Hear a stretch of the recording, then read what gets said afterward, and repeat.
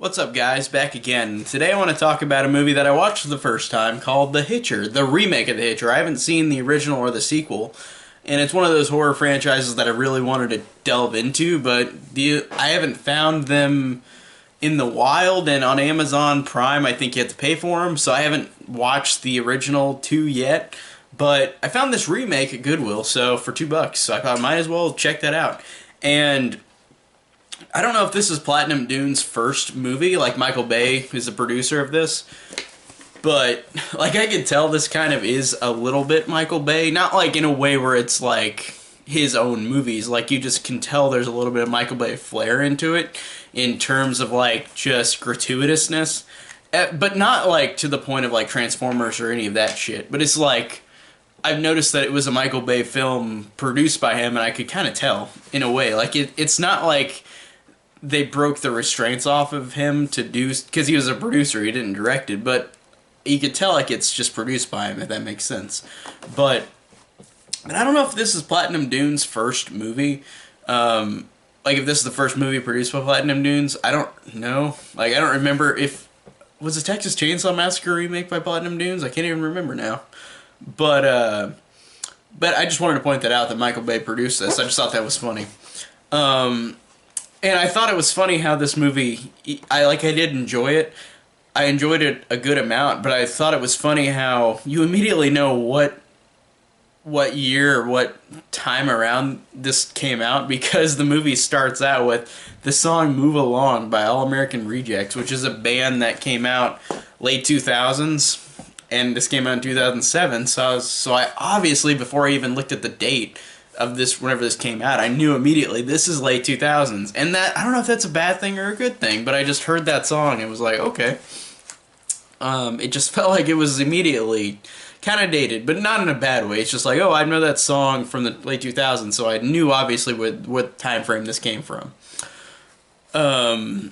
So the basic plot of this is that these two characters, this couple encounter a stranger Hitcher guy, played by Sean Bean in this version, and he is a maniac and a crazy psychopath, and he frames all these murders on this couple while he's chasing them down and taunting them. And I actually did enjoy a lot about this movie. Like I thought that premise alone was really fun, and Sean Bean was really kind of really threatening in this movie. Like he didn't have much to say. I mean, but I mean that works in its favor. It's trying to be like him not saying much, but whenever he does, it's creepy, and he is actually pretty effective. Like Sean Bean does work in this movie as this crazy homicidal maniac.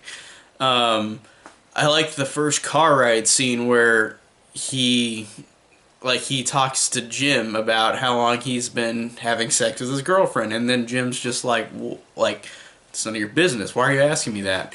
And then he looks at Sean Bean's wedding ring and says, how long have you been fucking your wife? Because Sean Bean said to Jim, how long have you been fucking your girlfriend?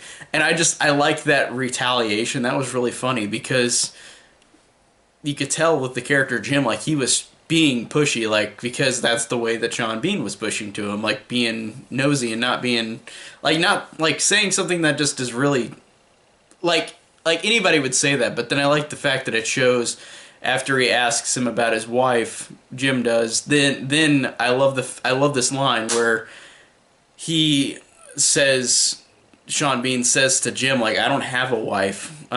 This just makes me seem trustworthy. And then he breaks their phones and puts his knife right into the girlfriend's eye, like right there where he's gonna hurt her, and like he just keeps it to where he taunts them, and then they throw him out, which was cool how they immediately, whenever they got the chance, they kicked him right out of the car and threw him out into the rain. I really like that. Even though they already told where they're going to Sean Bean, they already told him that they're going to this location by the end of the movie, so he's gonna keep following him. But I really like that after this they're driving. Jim and Grace are driving, and they see this religious family, and then in the back seat of the car there's this kid with a giant like stuffed animal, And then they see Sean Bean's in the car with them, and they know this guy is crazy. He is going to kill them. And they speed up next to the religious family, and are like that guy's in the back is a psychopath. He's gonna kill you. He's gonna kill you. And then like they fly off the road and crash, and then they eventually find that family down the road and find them all dead except for the dad, who's got a knife right in his chest and is just sitting there like bleeding and like sitting there like basically literally dying. And like I love that moment of like them thinking to themselves, even though it's going to go wrong for them, they both go, we're going to drive this car and we're going to take him to a hospital even though the rest of the family's dead.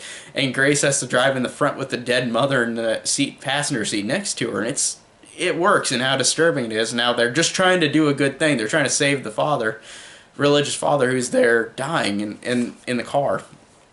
And then this big red truck they saw earlier is now what Sean Bean is driving. So now he's ramming into the car that they're driving, and it's really scary, and it actually really is effective. And they get framed and get sent to jail because, like, they don't. Obviously, like, it'd be hard to explain this anyways to anybody, but whenever they go to this diner and the people there think they're doing something wrong, and they do call the police, so they get sent to jail and get framed. And then Sean Bean enters there and like kills everybody there, and then like they escape. And I really like how it's just a never-ending like chase of like cat and mouse of Sean Bean's character just taunting them and killing everybody around them and making it look worse on them. And it actually does work on that level, like how creepy it is.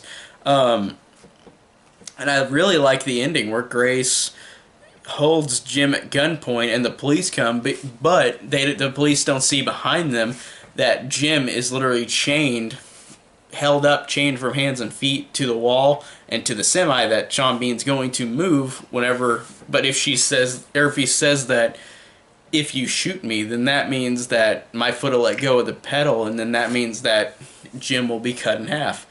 And the police come, and then she puts the gun down, and then it doesn't matter anyways because Sean Bean just drives the car,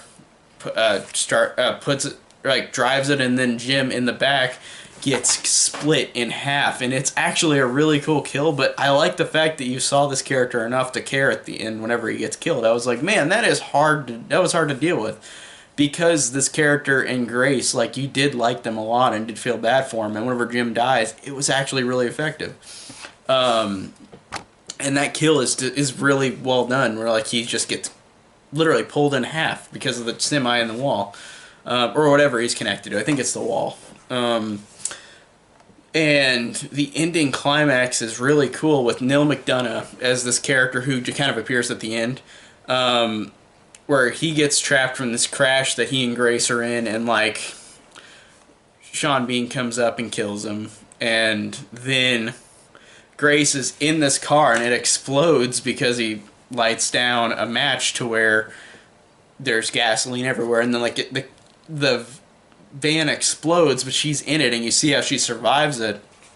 And I love that beautiful shot of her walking outside, out through the flames, and it really is great. And her walking towards Sean Bean's character, and I didn't write down what his name was, but I don't even think he has a name. He used an alias name from another person he killed earlier in the movie, and they say it later in the movie, but I forgot what his real name is, or what the name he uses as his accomplice name.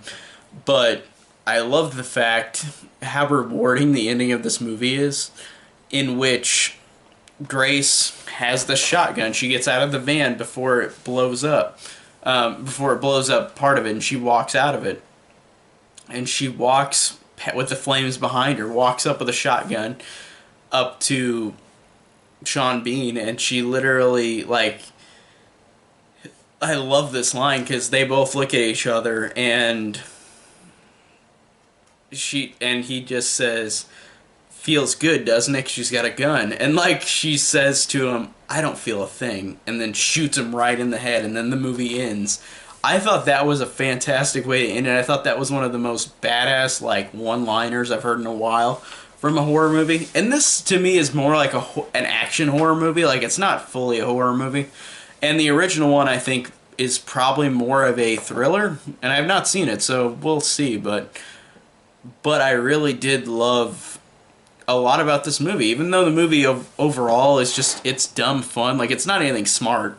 But it is fun. Like, it is a really fun time. And Sean Bean is really, really effective. And the two main leads, Jim and Grace, are good, and you do care about them by the end, whenever Jim gets killed, and whenever Grace finally kills him, like whenever Grace finally shoots him dead, like that is a fantastic moment. So yeah, I really did enjoy this movie a lot. I just thought it was a dumb fun time with a lot of really fun moments, and the ending was just so badass and so rewarding that I really did love the ending. So I had fun with The Hitcher 2007. So tell me down below what you guys think of the 2007 remake of The Hitcher, or if the original's better, because like I said, I haven't seen the original yet.